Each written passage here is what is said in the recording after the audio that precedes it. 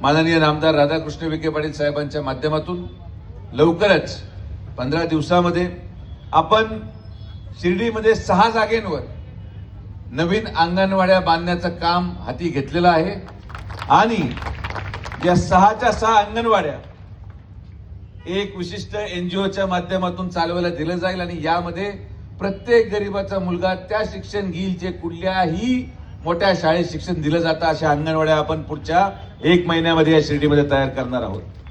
तसेच जे लोक घरापासून वंचित आहेत त्यांना देखील आपण शिर्डीच्या थीम पार्कच्या तिथं आता आपलं काम सुरू आहे। रस्त्याला मी 7.5 कोटी रुपये मंजूर केले। तिथं पाण्याची लाईन टाकून झाली आहे, गटारीची लाईन टाकून झाली आहे।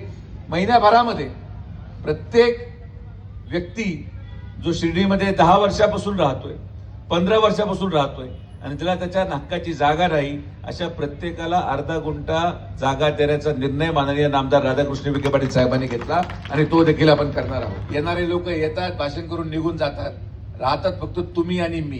याच्या पलीकडे एमआयडीसीचं भूमिपूजन झालं, एमआयडीसी कधी जाऊन पहा, काम चांगलं सुरू झालंय आणि थीम पार्क कालच वर्क ऑर्डर झालेली आहे।